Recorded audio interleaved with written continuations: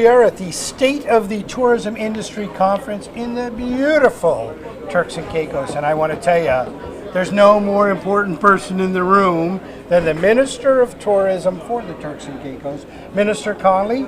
Such a pleasure to be in conversation with you. How's the conference going for you?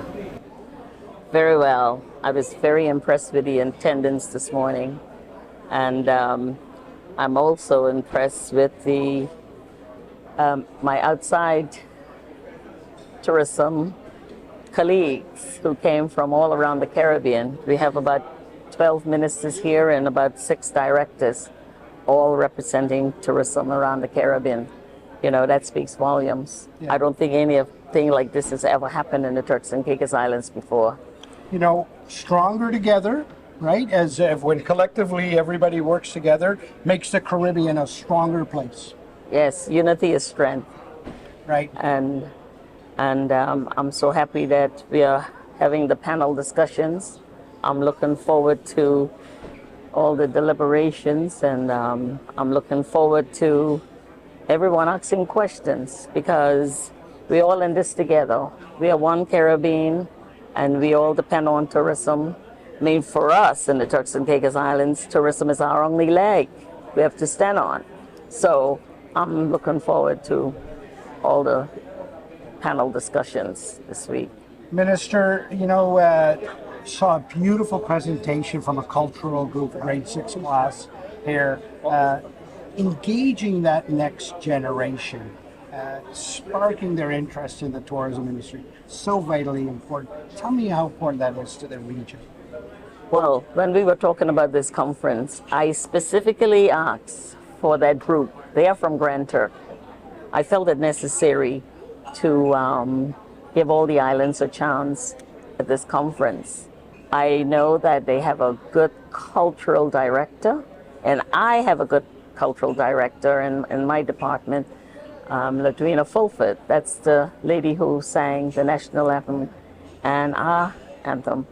So it was important for us to include the young people.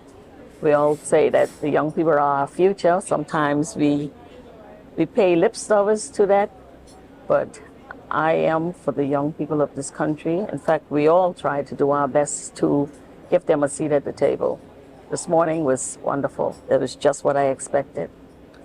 Seat at the table. I'm so glad you used those words.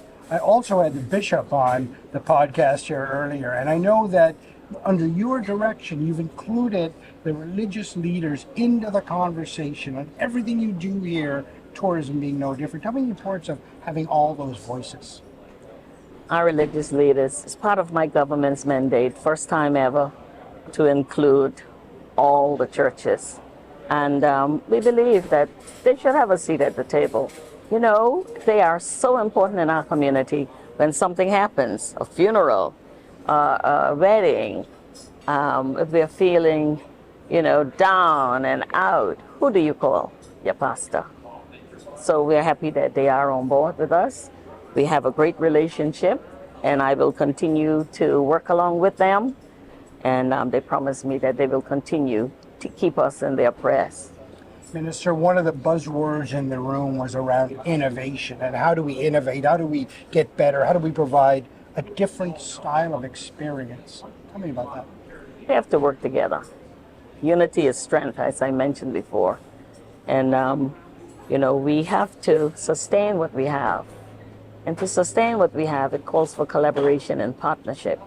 And that's why we decided to transition the tourist board into a destination management organization. You know, what we're looking for. What are we looking for? We're looking for a mutual, beneficial relationship with all of our stakeholders, everybody. Taxi drivers, vendors, lawyers, doctors. Tourism in the Turks and Caicos Islands resonates with everything we do. You know, an expression comes to mind, and that is that a rising tide floats all boats. That's so true here. If we succeed together, we all succeed. Exactly. If I shine, we all shine. And you're certainly shining. My entire government shines. So, well, I can tell you this, Minister, everybody that we spoke to, yeah, speaks very highly of you. You're Thank you. clearly doing a fantastic job. Thanks for being on the show. But let me just plug this in. I couldn't do this by myself. I have a great team under the leadership of Mr. Wesley Clevo. He is our permanent secretary, and we do have a hard working team.